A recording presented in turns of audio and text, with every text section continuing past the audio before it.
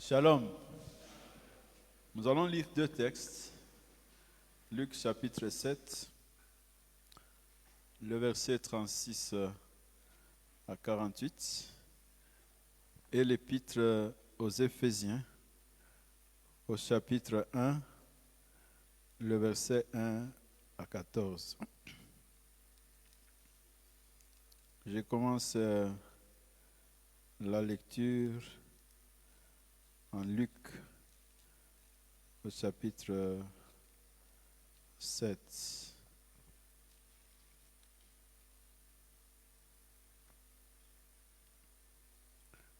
Un pharisien l'invita à manger avec lui.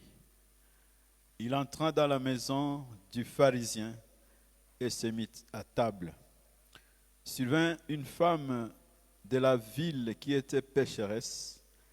Il avait appris qu'il était à table dans la maison du pharisien. Apportant un flacon de parfum en albâtre et se plaçant derrière, tout en pleurs, aux pieds de Jésus, et se mit à baigner ses pieds de larmes, et les essuyait avec ses cheveux, les couvrait de baisers, et répandait sur lui du parfum. Voyant cela, le pharisien qui l'avait invité se dit en lui-même: si cet homme était un prophète, il saurait qui est cette femme qui le touche et sait qu'elle est une pécheresse. Jésus prit la parole et lui dit: Simon, j'ai quelque chose à te dire. Parle, maître, dit-il. Un créancier avait deux débiteurs. L'un lui devait 500 pièces d'argent, l'autre 50.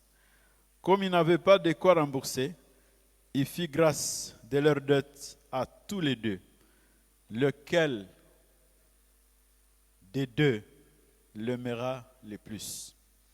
Simon répondit: je pense que c'est celui auquel il a fait grâce de la plus grande dette. Jésus lui dit: tu as bien jugé.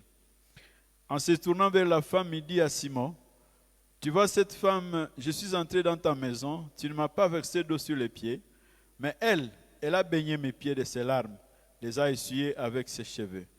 Tu ne m'as pas donné de baiser, mais elle, depuis qu'elle est entrée, elle n'a pas cessé de me couvrir les pieds de baisers.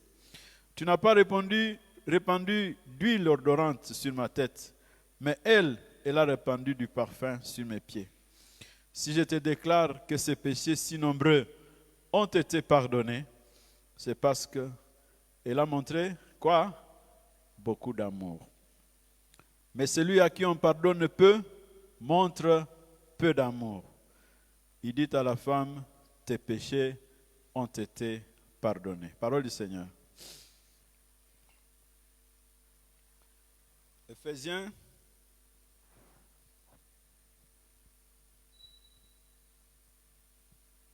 chapitre 1, à partir du verset 3.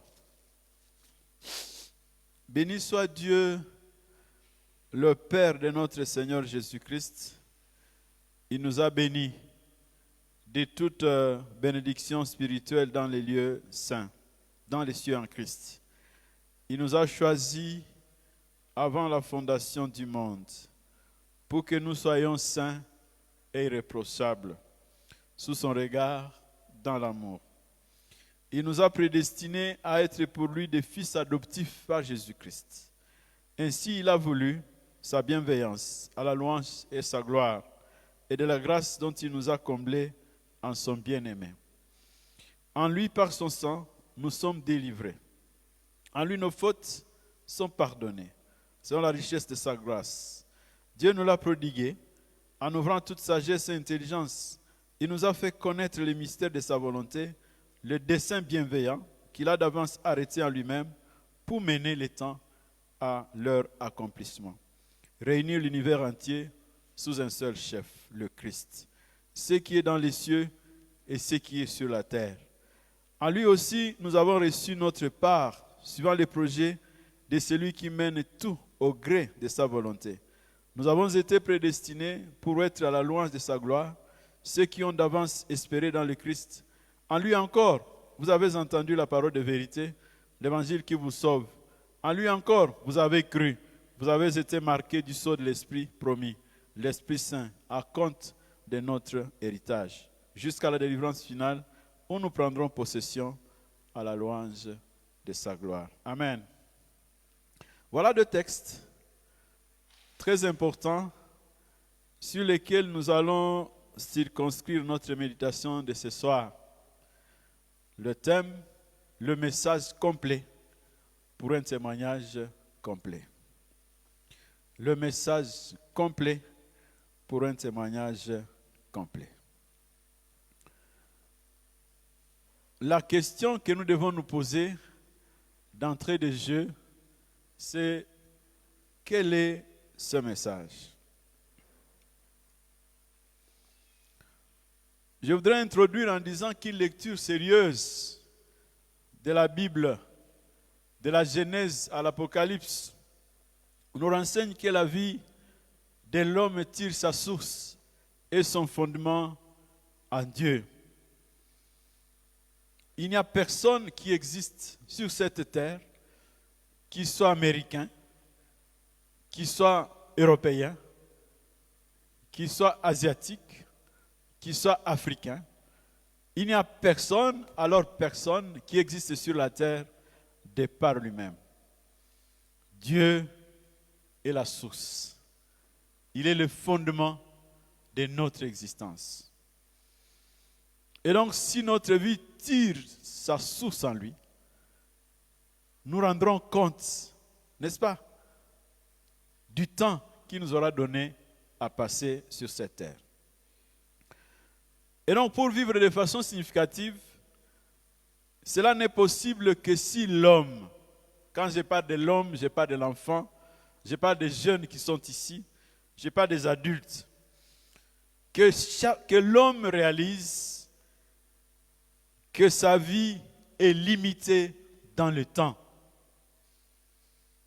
Que Dieu te donne 30 ans à vivre, qu'il te donne 40 ans à vivre, qu'il te donne 50 ans à vivre, 60, 70, 80, c'est toujours limité. Et la vie doit être donc inscrite parce qu'elle est limitée dans le dessein de Dieu, dans le plan de Dieu. Chacun doit être en mesure de comprendre quel est le plan. Je suis né, en fait, je suis né pourquoi? Pour quel but? Chaque enfant qui naît sur la terre, dans tous les continents, vient dans un monde qui malheureusement a perdu ses repères. Le monde a perdu ses repères. Il a oublié son Créateur. Il a oublié qu'au terminus de la vie, chacun de nous rencontrera son Créateur. Qu'est-ce qui est arrivé? C'est cette grande catastrophe. À partir de la chute, le psalmiste dit dans Psaume 51, verset 7, « Je suis depuis ma naissance marqué de péché. Depuis qu'à ma mère j'ai été conçu, le péché est attaché à moi. » Que tu le veuilles ou non, le péché est attaché à toi. Tu ne l'as pas voulu, je ne l'ai pas voulu, nous ne l'avons pas souhaité, mais nous sommes venus effectivement corrompus dans ce monde. C'est ça le point de départ du message à annoncer. En d'autres termes, tout péché que toi tu as commis, tout péché que moi j'ai commis, tout péché que l'homme de n'importe quel statut social commet, ce péché s'enracine dans les profondeurs de notre être, et c'est là depuis la chute. Il n'y a donc aucune voie de sortie. Le baptême ne peut pas enlever ce péché, même si dans l'église catholique on nous parle des Zambie à asile. Le baptême ne peut pas enlever ce péché. Il y a des personnes dans la CBK qui se font baptiser. Peut-être que les parents leur ont dit, si tu te fais baptiser, tes péchés seront enlevés. Non. l'eau du baptême, en elle-même, ne peut pas enlever le péché. Parce que pour beaucoup, c'est comme une douche. Parce que le baptême doit être précédé d'une relation personnelle avec le Christ. S'il y a une expérience que je n'aime pas faire, c'est participer souvent au jury des candidats au baptême. Parce que la question que nous posons, c'est que chacun donne son témoignage. Il y a des témoignages qui m'énervent. Vous sentez que la personne ne sait même pas de quoi il s'agit, que signifie témoigner. Il a certainement eu des occasions, on lui a parlé de ça, mais n'est pas en mesure de dire en quelques mots s'il a rencontré le Christ. Il y a des fois où je me dis, est-ce que ça vaut la peine de baptiser ces gens ou pas? Le péché est tellement enraciné en nous, il est très puissant. Il est très puissant, de manière qui maintient l'homme dans l'esclavage, dont il ne peut pas se tirer lui-même. Si vous lisez Job chapitre 14, verset 4, il est dit ceci: peut-on tirer le pur de ce qui est impur? Il ajoute, il n'en est pas un seul. Il y en a qui pensent qu'en faisant des raccommodages sur leur vie, ils vont devenir purs. Parce que j'ai déjà entendu des gens qui me disent, en tout cas, moi je buvais, je ne bois plus. Abandonner l'alcool n'est pas encore la conversion. Est-ce que nous sommes d'accord? Ce n'est pas encore la conversion. J'essaie de faire un effort pour changer ma vie. Tu ne pourras pas. J'ai vécu ça moi-même. Je suis né dans une famille fondamentalement catholique. C'était à Bukavu, mais après on est parti dans un village. Et c'est là que j'ai commencé l'école primaire. Mais avant que je ne commence, disons quand j'ai commencé l'école primaire, j'ai suivi les enseignements des catéchismes qui conduisent à la communion. J'étais tellement touché par ces enseignements que j'ai décidé ce jour-là, j'étais en 3e année primaire, j'ai décidé ce jour-là de ne jamais pécher. J'ai pris cette décision. Je ne pécherai jamais. Et j'ai essayé. J'ai essayé, en 3e j'ai essayé, en 4e j'ai essayé, jusqu'en 5e. Or, à la fin de l'année de la 5e année, considéré comme un enfant modèle dans ma classe, et même un enfant modèle dans mon quartier, dans mon village, un jour les élèves se décident de rosser l'enseignant. Acha tout est ça, tout en pique. Alors l'enseignant apprend ça. Il dit, qui va me dire la vérité? Il a dit, je n'ai qu'un seul enfant ici à qui je peux demander si ce qui est dit est vrai. Il est venu me voir, il a dit, Vincent, j'ai appris que tes collègues veulent me rosser. C'est vrai ou c'est faux? Alors j'ai eu un combat. Moi qui ne veux pas pécher, je me suis dit, si je dis non, j'aurais menti. Mais si je dis oui, je risque d'être pris comme faisant partie de ce groupe-là. J'ai dit non, je ne pécherai pas. J'ai pris le risque. J'ai dit, c'est vrai. Alors il a convoqué ma mère. Le lendemain, il a dit, ton fils est devenu bandit. Ma mère n'en revenait pas. Elle a dit non, je ne crois pas. Ça, c'est pas possible. Elle m'a posé la question, Vincent, est-ce que vraiment tu fais partie de ce groupe? J'ai dit, maman, je ne suis pas dans ce groupe. Je ne suis pas. Alors pourquoi tu as dit que tu étais informé? J'ai dit, j'ai eu un combat dans mon cœur, je disais, je ne peux pas mentir. Je ne peux pas mentir. J'ai préféré dire la vérité. Elle a dit une phrase qui était comme une bombe à retardement. Elle a dit, on peut mentir un peu pour se sauver aussi. Il y a des parents qui disent ce genre de paroles à leurs enfants. Depuis ce jour-là, je suis devenu un grand menteur. Très grand menteur. Mais j'ai quand même réussi, après ça, de continuer à fréquenter l'église. D'essayer de vivre un peu normalement. Jusqu'au jour où, en 3e année, j'ai perdu mon père. Et en 4e année, 2 ans après, j'ai perdu aussi ma mère. Et quand j'ai perdu ma mère, c'était la chute libre. Ce que je n'avais jamais commis comme péché, j'ai commencé à les commettre. J'ai perdu les repères. Ça va durer pratiquement des années. Là, nous sommes en 78. Je vais me convertir 8 ans après, en 86. Je raconte cette histoire pour dire que nous ne pouvons pas nous maintenir de nous-mêmes et par nous-mêmes dans une vie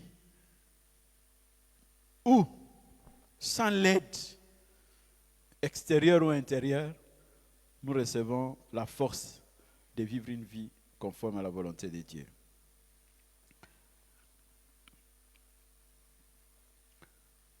Alors si l'homme commet des péchés bien-aimés, des fautes, il n'y peut rien. Parce qu'il lui est impossible, c'est ça que je veux dire, il est impossible à l'homme d'extirper totalement le péché dans sa vie. Ceux qui sont ici connaissent l'histoire de Martin Luther, n'est-ce pas? Vous avez étudié ça en histoire, en 4e année. C'était un moine, l'un des moines les plus, on pourrait dire les plus engagés à vivre de façon ordonnée devant Dieu. Jusqu'au jour où il s'est rendu compte que nous ne sommes pas en mesure, par nos propres efforts, nous sauver nous-mêmes.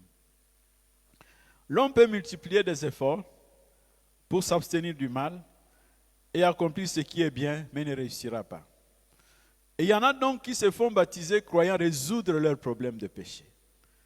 Il y en a qui se réfugient dans la prière, commencent à prier. À Kinshasa, on dit Tobandi Kosambela. Ils commencent à prier. Il y en a qui choisissent de devenir choristes dans l'église pour résoudre son problème de péché. Il y en a qui choisissent de servir le Seigneur dans tel ou tel autre ministère, bien engagés. Mais en fait, il y a un vide en eux parce que Christ n'est pas là. Job dit, toujours au chapitre 15, verset 14, il dit ce qui suit. Comment un être humain pourrait-il être pur? Et comment l'homme né de la femme pourrait-il être juste? C'est ça le drame de l'être humain. Nous ne pouvons être justes par nous-mêmes. Alors, Dieu a vu ça, et c'est le deuxième niveau de mon message. Dieu a vu ça, il s'est rendu compte de ça. Dieu a conçu un plan, une voie de sortie. Parce qu'il s'agit de parler du message complet. Il a trouvé une voie de sortie et la réponse pour les péchés de l'humanité, c'était Jésus, le Christ. Alléluia. C'était Jésus le Christ. C'est ça qui m'a amené à lire Luc chapitre 7. Dans ce récit, nous sommes en face d'un pharisien rigoureux religieusement, qui tente d'être en règle avec Dieu en respectant rigoureusement, scrupuleusement la loi de Moïse. C'est ça le pharisien. Les pharisiens étaient suffisamment scrupuleux que même si votre poule pond des œufs les jours du sabbat, il ne peut pas toucher à cet œuf-là.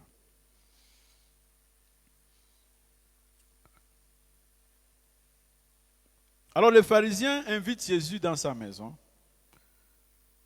Et comme par malheur, pour lui, une femme pécheresse, une prostituée entre. Cette femme vient avec un flacon de parfum, très cher. Elle se met derrière, elle pleure pour ses péchés. Aux pieds de Jésus. Et ne s'arrête pas là. Et s'est mis à baigner ses pieds de larmes. Si c'était toi, évangéliste, pasteur, une prostituée, des birérés, viens, commence à pleurer sur tes pieds. Pas seulement ça, mais t'essuie avec ses cheveux. Vous les évangélistes qui êtes ici. Pas seulement ça, te couvre des baisers. Tutasema kwa jina la Yesu. Pepo ushindwe. Jésus l'accueille. Ça devrait être une leçon pour nous. Jésus l'accueille. Jésus est plein de pitié vis-à-vis de lui, d'elle. Jésus la laisse faire parce qu'effectivement, elle pleure, elle essuie les larmes, elle essuie les pieds de Jésus par ses cheveux, elle entoure Jésus de baisers parce qu'elle a trouvé en Jésus celui qui va l'aider à déposer ses fardeaux, le péché. Jésus se rend compte, parce qu'il lit dans les pensées du pharisien, il se rend compte que le pharisien a dit que si Jésus était pécheur, était un homme, un prophète, il aurait su et ne pas laisser faire cette femme. Jésus lui pose la question. Un créancier avait 2 débiteurs. L'un lui devait 50 et l'autre 500. Disons $50 et l'autre $500. Et puis, il remet la dette de tous les deux. Alors, il pose la question, lequel va aimer les créanciers? Il répond avec justesse. Il dit, c'est celui à qui il a remis une grande dette. Et c'est correct. Alors, Jésus se tourne vers lui et lui dit, tu as bien jugé. Mais il te dit, tu vois cette femme, je suis entré dans ta maison, tu n'as pas lavé mes pieds. Elle a baigné mes pieds de larmes, elle les a essuyés, mais toi, tu ne l'as pas fait. Elle n'a cessé de me couvrir des baisers. Tu n'as pas répandu d'huile sur ma tête. Mais elle a répandu du parfum sur moi. Il dit une parole profonde, et c'est ça qui a fait que ce soir, je lise ce texte. Si je te déclare que ces péchés si nombreux ont été pardonnés, c'est parce qu'elle a montré beaucoup d'amour. À quel niveau nous sommes conscients de l'énormité de nos péchés, de la grandeur de notre perdition, de la puissance du péché qui a agité, désorganisé notre vie. Et lorsque nous nous rendons compte que Dieu, en Jésus-Christ, nous pardonne tous nos péchés, la conséquence, ça doit être de l'aimer. Alléluia. Ça doit être de l'aimer parce qu'il nous a beaucoup pardonné. Nous ne devrions même pas demander aux gens de rendre témoignage avec beaucoup d'énergie. Ça devait être une conséquence directe. Ça viendrait du fond du cœur, par reconnaissance pour ce qu'il est, par reconnaissance pour ce que l'œuvre de la croix a accompli dans notre vie, Parce qu'il m'a beaucoup pardonné, je l'aimerai beaucoup. Malheureusement, il y en a dans nos églises qui ne sont pas conscients de leurs péchés. À quel point ils étaient terriblement perdus. J'ai l'habitude de dire à Dieu que j'étais dans le gouffre du péché, d'où personne ne pouvait me tirer. Même la moralité ne pouvait pas m'aider. Aucune religion n'était en mesure de m'aider. Mais Christ, en mourant sur la croix, m'a pardonné. Celui à qui on pardonne peu, aimera aussi peu. Je voudrais te poser la question.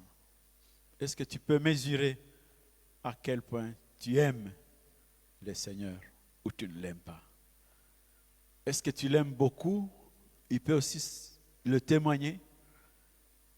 On peut s'en rendre compte de la manière dont tu te donnes profondément, entièrement à lui. On peut se rendre compte de la manière dont tu le sers avec joie, sans murmure, sans lamentation. Tu lui donnes ton temps. Tu lui donnes même tes biens, ton intelligence, tout ce que tu as et ce que tu es. Tu dis, j'ai reçu gratuitement. Je ne peux que l'aimer de cette manière. Mais ils sont peu nombreux aujourd'hui qui aiment le Seigneur. Si la paroisse Gomaville, il y avait au moins 200 personnes qui aimaient beaucoup le Seigneur, on les trouverait ici. N'est-ce pas? On les trouverait ici chaque jour pour écouter la parole et savoir comment rendre témoignage. Vous êtes souvent rendu compte à quel point les musulmans aiment Allah plus que nous. Parce que les musulmans, quand c'est le moment de fermer la boutique, ils font quoi? Ils ferment, n'est-ce pas? Ils ferment. Ils vont d'abord prier. Mais nous sommes à plaindre. On nous a trompés, on nous a dit que nous sommes sauvés par la grâce moins chère. On ne nous a pas dit combien cette grâce a coûté à Dieu. Quel est le prix que Dieu a payé pour que, relativement à ce prix qu'il a payé, nous puissions nous aussi dire, le Seigneur, je dois l'aimer. Voilà pourquoi Jésus dit, tu aimeras le Seigneur ton Dieu de tout ton cœur, de toute ton âme, de toute ta pensée, de toute ta force. Et tu aimeras le prochain comme toi-même. Et il dit, c'est par ces deux-là que se résume toute la loi. L'amour que nous montrons envers le Seigneur, dans le service, dans la dynamique de ne pas passer un jour sans vivre pour lui, sans rendre témoignage de ce qu'il est pour nous, témoigne aussi combien nous sommes reconnaissants vis-à-vis de ce qu'il a fait pour nous. Je t'appelle à réfléchir. Le niveau de ton amour vis-à-vis du Seigneur montre aussi le niveau de la compréhension de ce que Christ a fait pour toi à la croix. Il n'y a pas de voix. C'est la seule. C'est l'unique. Nous avons aujourd'hui des croyants indifférents et qui se croient être en ordre avec le Seigneur, mais qui montrent peu d'amour, peu d'engagement pour le Seigneur. Moi, j'ai lu le Seigneur parce que quand nous avons commencé la vie, des fois, on avait des frères et des sœurs qui étaient suffisamment engagés. Et nous avons fait de grandes choses dans cette ville et ailleurs où nous allions. Voilà pourquoi je disais que la réponse de Dieu pour notre péché, c'est Jésus le Christ. Notre situation était tellement lamentable, désespérée. Dieu nous a aimés, d'un amour infini. Dans les livres, dans l'Épître aux Éphésiens, il a souligné avec force: Dieu nous a choisis avant la fondation du monde en Christ. Il nous a démontré combien il nous aimait. Lui qui nous a prédestinés, alors que nous étions prédestinés à la perdition éternelle, lui, avant la fondation du monde, il a conçu le plan de notre rachat. Voilà pourquoi Paul fait ce que les théologiens appellent la doxologie. Il glorifie le Seigneur. Il est suffisamment ébloui de constater l'œuvre que Dieu a réalisée au travers du Christ. Il dit qu'il nous a prédestinés à être ses enfants adoptifs. C'est merveilleux.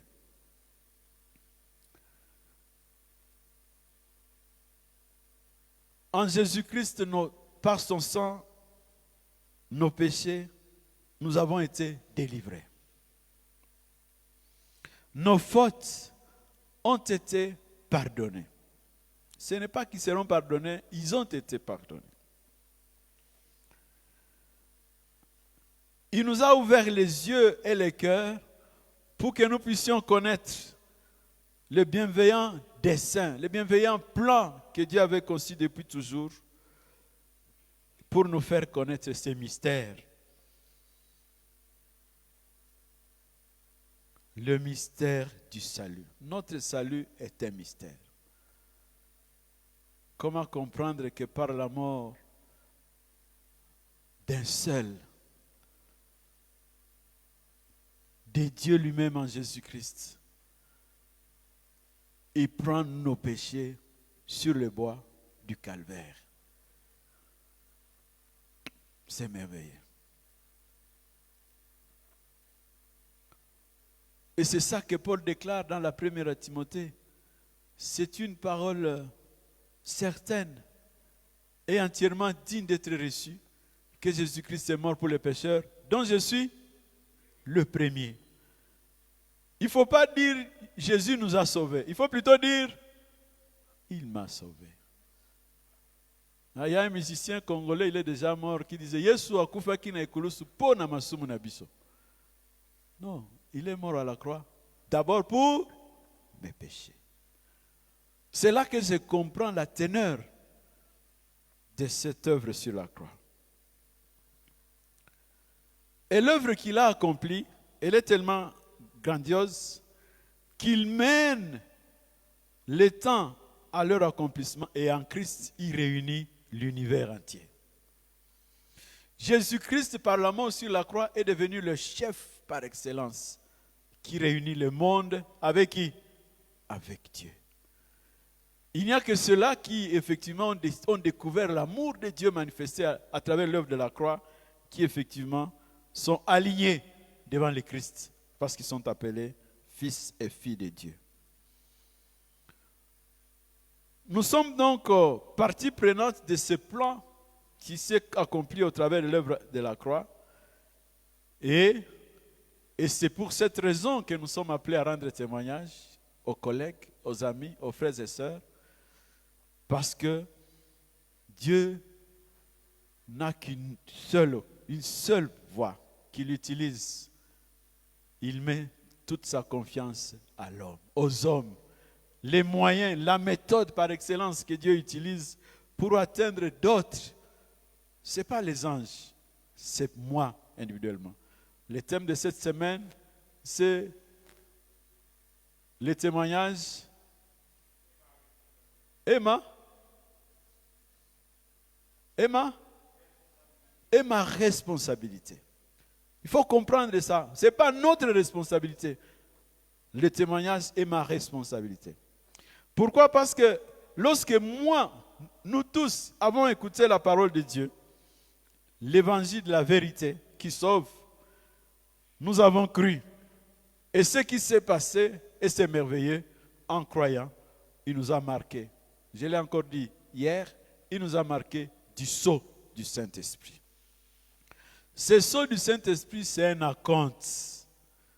C'est un versement qui a été fait. Comme si tu cherches une maison, tu amènes un acompte. On te demande pour 6 mois $600. Tu amènes encore d'abord $200. C'est un acompte. Tu ramèneras les 400 après. Il a payé un acompte de notre héritage. Et c'est là jusqu'à la délivrance finale. Alléluia. Voilà ce que le Seigneur a accompli. Je ne peux donc que me lever, m'engager à rendre témoignage parce que je comprends ce que cela représente. Inscrire ma vie dans un idéal. Parce que même la loi de Moïse pour les Juifs n'a pas su résoudre les problèmes du péché de façon parfaite. Je vous invite à lire quelques passages dans l'Épître aux Hébreux, au chapitre 9. C'est là que nous allons lire quelques versets.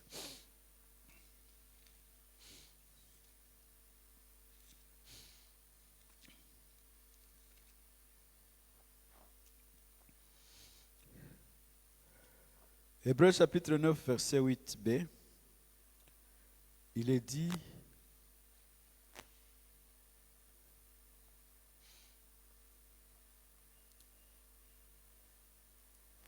le verset 7. Mais dans la seconde, une seule fois par an, seul entre les grands prêtres, et encore ce n'est pas sans offrir du sang pour ces manquements, pour ceux du peuple. Le Saint-Esprit a voulu montrer ainsi que le chemin du sanctuaire n'est pas encore manifesté tant que subsiste la première tente. C'est là un symbole pour le temps présent. Des offrandes et des sacrifices y sont offerts. Mais ils sont comment?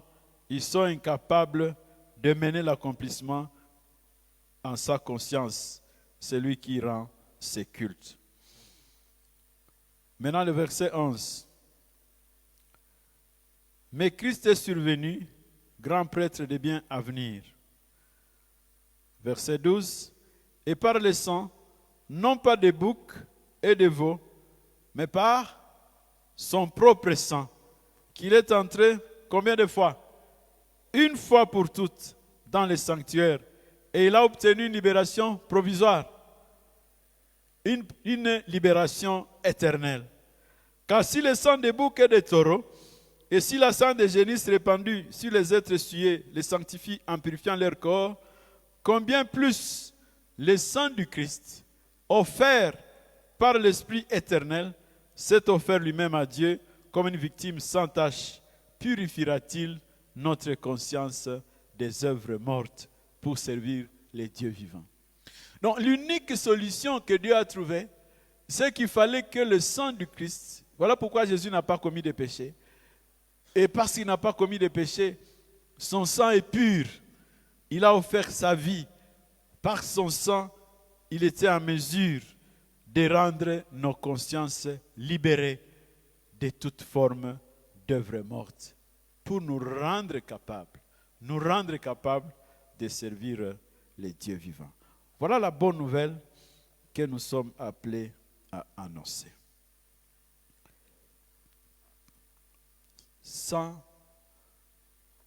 laisser un jour sans la proclamer. Chaque jour devait être un idéal pour nous d'annoncer cette bonne nouvelle.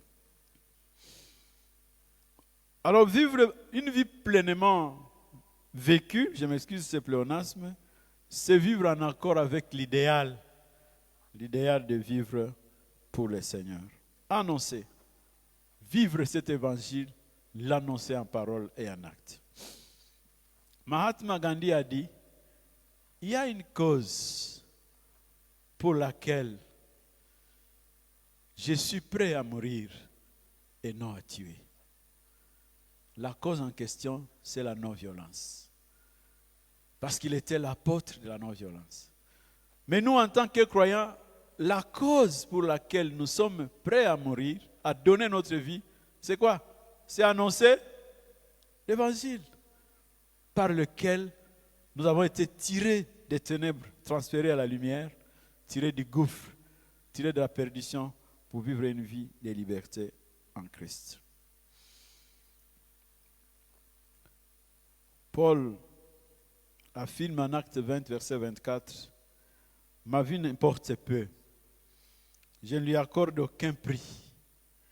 Mon but, c'est d'aller jusqu'au bout de ma course et d'accomplir pleinement le service que le Seigneur m'a confié, c'est-à-dire proclamer la bonne nouvelle de la grâce de Dieu. » Voilà l'idéal si tu as été sauvé, si tu as été aimé par le Seigneur. Un message complet, pour un témoignage complet, c'est découvrir l'amour de Dieu en Jésus-Christ. Faire le deuxième pas, te repentir de tes péchés. Reconnaître que il faut abandonner le péché. Il faut vivre pour le Seigneur. Il faut donc se détourner du péché pour se tourner vers le Seigneur. Parce que tu mérites la punition de Dieu. J'ai mérité la punition de Dieu. Mais en Christ, Christ est mort. Et il a pris la condamnation qui devait tomber sur moi. Romains chapitre 8, verset 1.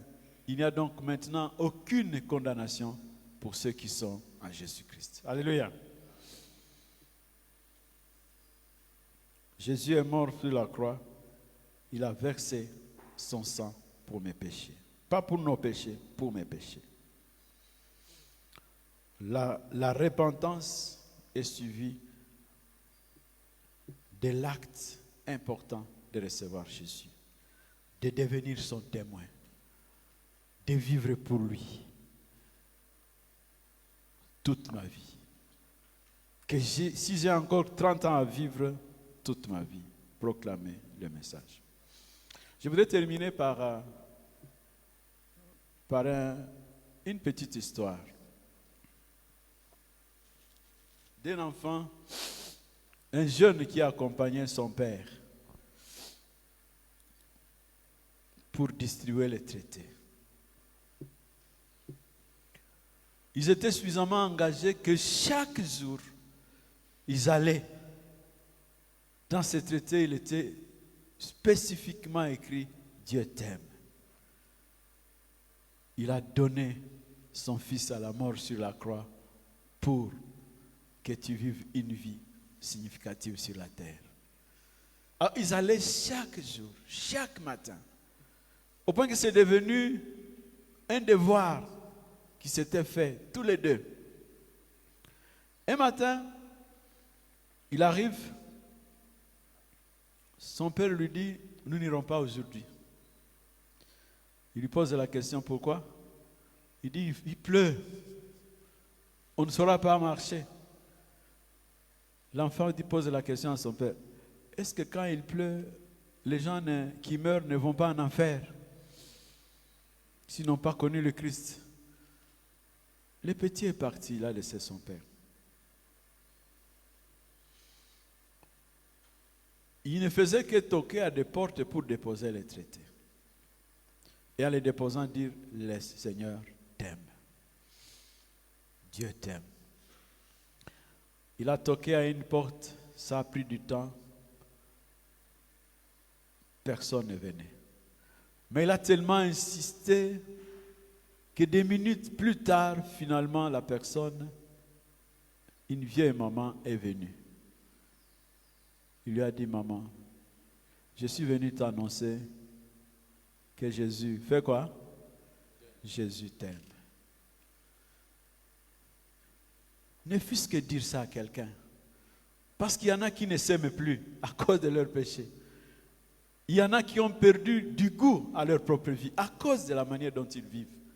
Il y en a à qui on dit que toi, tu es un raté. Il n'y a rien pour toi qui peut encore réussir.